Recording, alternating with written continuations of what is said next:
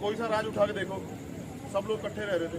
ये हिंदू मुसलमान की हुई कहाँ? ये हुई तब जब पिछड़े और दलित वर्ग के लोगों को संविधान में बराबरी के अधिकार मिले, वोट का, नौकरी का, आगे बढ़ने का और समान। 1912 के बाद जो है ना बहुत सारे चेंजेस हुए। मैं तो दलित वर्ग के लोग बैठे हैं। 1920 में बाबा साहब अम्बेडकर ने पहली बार सार्वजनिक स्थल से पानी पीने का अधिकार हमें दिलाया। जब उन्होंने महार चौरा आंदोलन किया, क्या था उसमें? कुत्ता बिल्ली पी सकते थे, लेकिन शूद्र अछूत पी सकते थे। ये 20 साल 100 साल पुरानी बात है।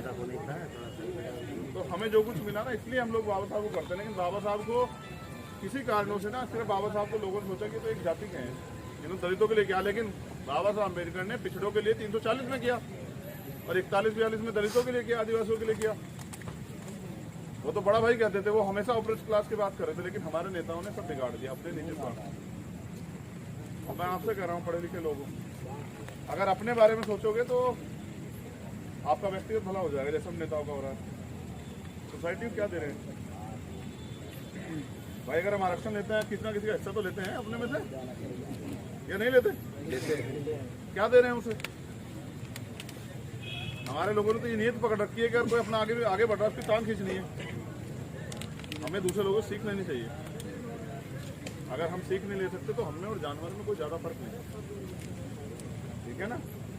हालत ऐसे एक जैसे है नहीं है, बताओ कुछ बदला हुआ है? नहीं। गांव देहात में क्या हालत है? सेम है नहीं है? सेम है। फिर लड़ाई कैसी? एक एक जगह जमीन पर लड़ जाते हैं। और इस आंदोलन को लड़ने के लिए कहाँ है वो लोग जिनको नौकरी चाहिए? और अगर ये लोग लड़ रहे हैं, कल इनके ऊपर उंगली उठाएंगे, अरे साहब वो तो ये कर रहे हैं। जो लोग लड़ रहे हैं वो तो लेंगे ही, वो क्यों नहीं लेंगे?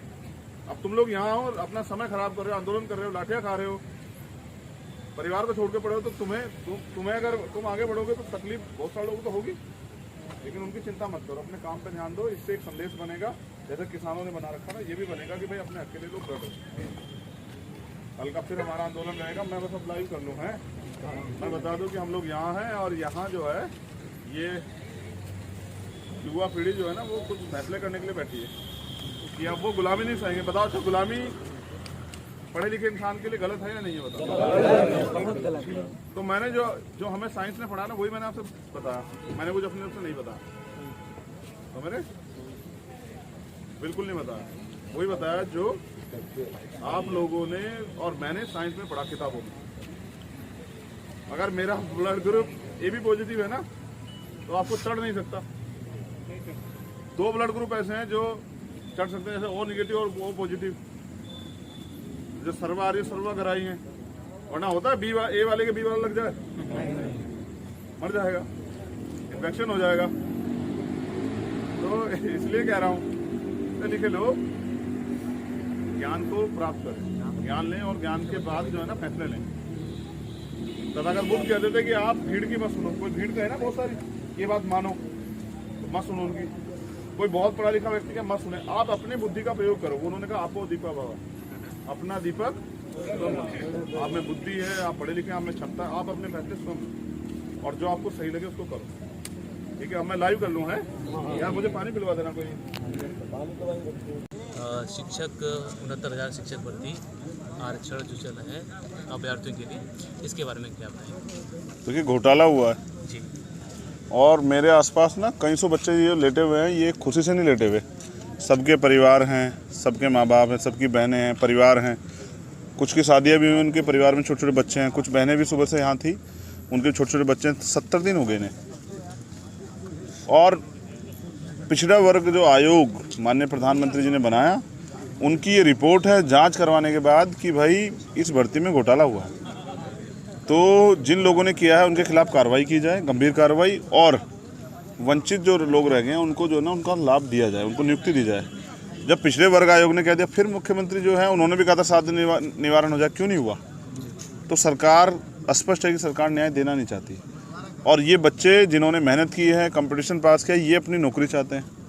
तो मैं इस आंदोलन में समर्थन करने आया, क्योंकि परसों जब ये गए थे बीजेपी कार्यालय तो बहनों के कपड़े फाड़ दिए गए, उनके साथ मार पिटाई हुई, उनको अपशब्द कहे गए, उनको बेइज्जत करके जो है ना पुलिस द्वारा भी और सरकार के लोगों द्वारा भी लाठियाँ खूब फटकारी गई।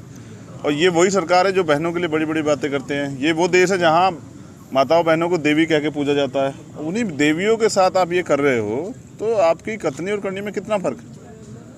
तो मैं इसलिए यहाँ हूँ कि ये आंदोलन मजबूत हो और इनकी मांग को जो है ना मेरे माध्यम से पूरे देश प्रदेश के लोग सुने और सरकार जो है हठधर्मिता छोड़ के इनको न्याय दे। सरकार न्याय इनको क्यों नहीं दे पा रही, क्या वजह क्या, इनको इतनी तवज्जो क्यों नहीं दे रही है? तवज्जो इसलिए नहीं दे रही है क्योंकि सरकार जो है ना, सरकार को पता है चुनाव के समय इनको जो है ना हम हिंदू मुस्लिम के फेर में घुमा के इनका वोट ले लेंगे, हर बार ऐसे ही होता है। लेकिन अब जो है क्योंकि ये 70 दिन से खुद देख रहे हैं तो इनको पता लग गया कौन इनका हितैषी और कौन इनका जो है ना विरोधी। तो क्योंकि अंदर से आरएसएस भाजपा के लोग वो दलित पिछड़ों के विरोधी हैं, उनकी मानसिकता है ये, इस वजह से वो न्याय नहीं देना चाहते। क्योंकि 15 अगर 18,000 15,000 नौकरियां मिलेंगी तो 18,000 15,000 परिवार जो हैं वो संपन्न होंगे और वो फिर अपने बच्चों को पढ़ाएंगे। जो आज टीचर बनेगा, टीचर समाज का आईना होता है, वो और लोगों को तैयार करेगा और वो अपने परिवारों को भी तैयार करेगा। तो 18,000 परिवार तैयार होंगे और फिर वो लोग बच्चे पढ़ेंगे, वो डॉक्टर बनेगा, कोई इंजीनियर बनेगा, कोई वकील बनेगा, कोई IAS बनेगा, IPS बनेगा। तो उनकी जो आर्थिक स्थिति में बदलाव होगा। सरकार नहीं चाहती, क्योंकि सरकार तो चाहती है कि देश का दलित पिछड़ा वर्ग जो है ना आर्थिक रूप से कमज़ोर हो जाए और ये मोहताज हो जाए कि सरकार के आगे हाथ फैलाए रखे। ये लोकतंत्र है, यहाँ जनता को अधिकार है और आर्टिकल 19 का प्रयोग करते हुए हम लोग आंदोलन कर रहे हैं, आंदोलन जारी रहेगा। क्या सरकार आज भी यही चाहती है कि ये वर्ग अभी भी गुलामी करता रहे? उनकी गुलामी करे इसलिए तो करा रही है सर। अगर सरकार ये चाहती, सरकार न्यायप्रिय होती, सबके साथ सबके विकास के नारे के पे खड़ी रहती, उनकी कथनी करनी में फ़र्क ना होता, तो क्या होता कि जब घोटाले की जांच होगी तो ये साबित हो गया कि घोटाला हुआ है, तो जिन्होंने किया उनको तो सज़ा देती और इन बच्चों से कहती भाई आप परेशान हुए, हम माफ़ी चाहते हैं, ये आपकी नौकरियाँ, आप वैकेंसियाँ लो, अपनी नियुक्तियाँ करो और आप जाके जो है ना प्रदेश की सेवा करो। क्यों नहीं कर रही? जब पता लग गया घोटाला हुआ है, घोटाला मतलब फ्रॉड यानी कि भ्रष्टाचार, तो उन पर 420 का मुकदमा क्यों नहीं दर्ज हुआ अब तक? तो जो मुख्यमंत्री बहनों की चीखें सुन के, इनकी लाठियों के आवाज़ से जो नौजवान परेशान हैं, तंग हो रहे हैं, इनकी आज मैं खुद बारिश में था, बारिश आ गई, सब लोग भीग रहे थे, पता नहीं कैसे कैसे अपने चादर उठा के जो है ना, यहाँ पे शेड की व्यवस्था नहीं है। हाँ, तो अब आप समझिए कि जब इनकी सरकार थी तो खूब आंदोलन करते थे, आज अगर कोई आंदोलन करना चाहे तो लाठियाँ बजा देते हैं। ये लोकतंत्र है।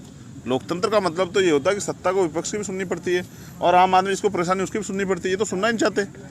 तो ये जो डराने धमकाने की जो सरकार जो चल रही है ना, इसको जनता अब 2-6 महीने बाद जवाब देगी। क्या आपको लगता है कि सरकार संविधान को बिल्कुल भी नहीं मानना चाहती? नहीं मानते नहीं आ रहा सच भाजपा के लोग सर संविधान को, संविधान विरोधी हैं वो। उनका जो अपना संविधान है मनुवाद मनुस्मृति, उसको मानते हैं। इसलिए ये जो लोग हैं ना संविधान को ख़त्म करना चाहते हैं। जो ख़त्म करना चाहते हैं कि ये कैसे ख़त्म करेंगे? हो जाएगा जिस तरह से लोग चाह रहे हैं। हम बैठे हैं तो हम करवाएंगे इन पर ख़त्म, इनका इलाज करेंगे हम जी, इनका भाजपा वालों का इलाज करेंगे अभी 6 महीने बाद। तैयार हो रहे हैं हम लोग।